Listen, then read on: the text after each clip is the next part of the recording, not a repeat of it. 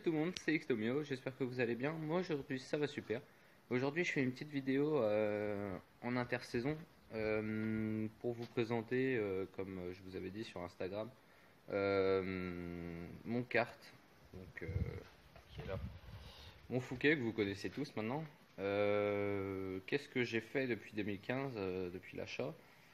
Qu'est-ce que j'ai fait en amélioration grâce à la saison 2017 qui m'a permis de pouvoir voir qu'est-ce qu'il vaut sur le terrain. C'est vraiment l'hiver, donc il est vraiment, vous voyez, entre tout, entre le plateau, le camion. Il est un peu démonté de l'arrière aussi, parce que je suis en train de faire quelques modifications au niveau des roues. J'ai changé mes roues à l'arrière, je vais vous expliquer tout ça. Donc, bon, on va commencer par l'avant. Alors le système a été changé depuis 2015. Si vous vous rappelez qu'il y a quelques années, j'avais vraiment que ces trois pédales. Il n'y avait vraiment rien d'autre dessus. Donc ici, j'ai eu rajouté 2 mètres cylindres à la place du bocal de frein 2 chevaux double système. Là, c'est vraiment deux systèmes bien différents, l'avant, l'arrière. Donc avec le système de capteur pour les feux stop, le double banjo, tout en aviation. Mon système de freinage arrive du bout là-bas jusqu'ici. On voit le tuyau qui arrive jusqu'ici, clac, voilà, qui arrive sur un étrier d'origine 2 chevaux, parce que c'est une boîte de chevaux que j'ai vu que je roule en 602. J'ai mis un deuxième là-bas pour vraiment avoir le top du top au niveau du freinage. Alors on n'est pas obligé de le mettre quand on a un pont soudé. Quand on a un pont soudé, on peut ne mettre qu'un étrier. Mais je préfère avoir deux. Vraiment, comme ça au moins je suis tranquille au niveau du freinage. Il n'y a vraiment aucun souci, il freine vraiment sur les deux. Si on revient un peu vers l'avant, cette saison j'ai changé mes amortos à l'avant, à l'arrière.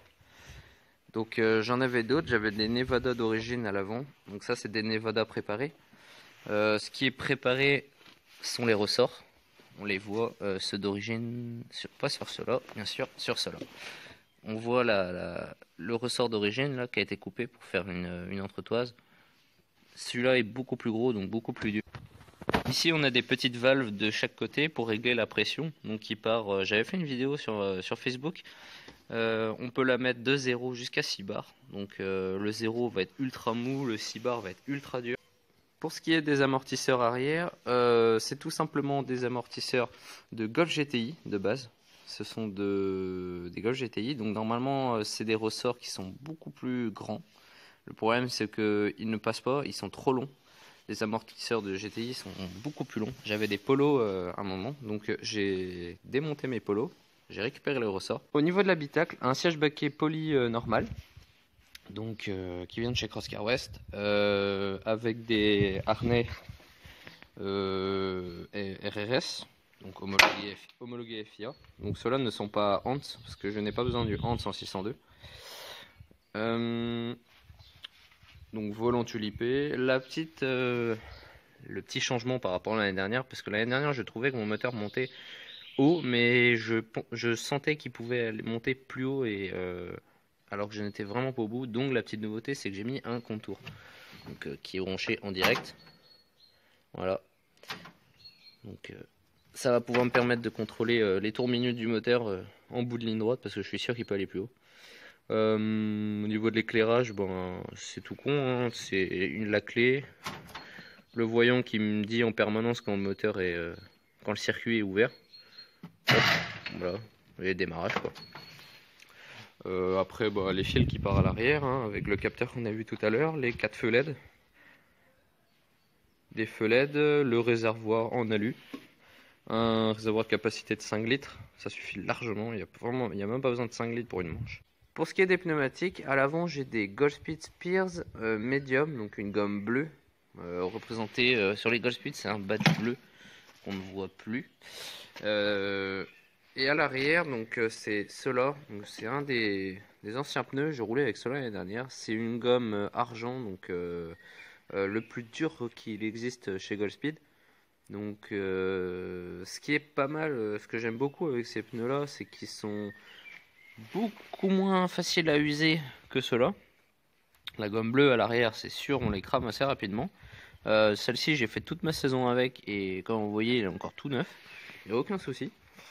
Ce que je peux te dire de plus, c'est que cette année, l'année dernière, j'ai roulé avec des larges comme ça. L'année prochaine, c'est pour ça qu'ils sont pas montés non plus à l'arrière en fait. C'est parce que je suis en train de les préparer. Je suis en train d'installer des pneus avant comme ça, mais avec ce dessin-là. Donc en fait, c'est cette taille-là, mais avec ce dessin-là tout simplement. La gomme, c'est pareil, argent toujours. C'est juste que l'espace à gratter sur la terre sera beaucoup moins large.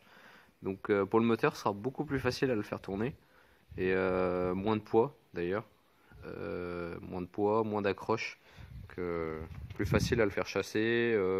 L'accélération sera beaucoup plus franche. Après, après voilà. La coque. Avant j'avais une coque slim, comme on peut appeler ça. Une coque fine qui recouvrait vraiment collé de cette barre là, tout là ici là en fait à la place de cette partie blanche, tout était collé. La coque est là. Cette coque là qu'on voit, bon, elle est planquée derrière, mais c'est cette coque là. Comme on voit là, elle passe devant et elle va vraiment sur le côté. Bon, elle est pas mal dégueulasse, mais voilà, c'était celle-ci qui a été montée au début. Pour une question d'esthétique et de goût, surtout, je suis passé avec une coque large. Donc j'avais que la partie nez qui est là-bas. On la voit planquée là-bas. Les pontons. Donc derrière les pontons, bah, vu que j'ai pas de radiateur, rien, ils sont vides. Hein. Il y a strictement rien. Il y a juste mes barres d'anti-encastrement derrière. Voilà, il y a vraiment rien derrière. La petite nouveauté de cette année, c'est que j'ai trouvé enfin l'aileron Fouquet, d'origine Fouquet. Le toit n'est pas d'origine Fouquet, c'est un toit qui est en carbone. Donc c'est du vrai carbone. Hein. Il me semble que c'est 3 couches. 2 sur 3 peut-être. En carbone. Donc celui-là vraiment c'est ultra solide. Il n'y a aucun souci avec ça. Le petit changement qu'il y avait du coup avec ça, c'est que j'étais obligé de mettre de la plaque PEHD, on appelle ça. Donc c'est du plastique en fait. Super résistant. Qui va derrière la coque, tout ici. Donc voilà, c'est vide, mais il y a une plaque ici quand même pour vraiment protéger l'habitacle. Donc il n'y a vraiment aucune entrée quoi. Tout est fermé, tout est bon à part au-dessus parce que la coque est enlevée là, mais tout est vraiment fermé. Il y a vraiment pas d'espace quoi. C'est vraiment super étanche à l'intérieur. J'espère que cette vidéo vous aura plu, vous aura montré un peu qu'est-ce que j'ai fait vaguement de tout ce que j'ai fait. Si vous avez des questions ou autres, n'hésitez pas à me les poser, il n'y a aucun souci, je les répondrai. C'est vrai que j'étais un peu moins présent en ce moment, que ce soit sur YouTube ou sur Facebook. Bon, l'intersaison entre la préparation du kart pour l'année prochaine, les examens, les choses comme ça, c'est vrai que c'est très compliqué de tout faire en même temps. Donc voilà, j'ai voulu faire une petite vidéo comme ça, entre deux, de quoi donner des nouvelles quand même.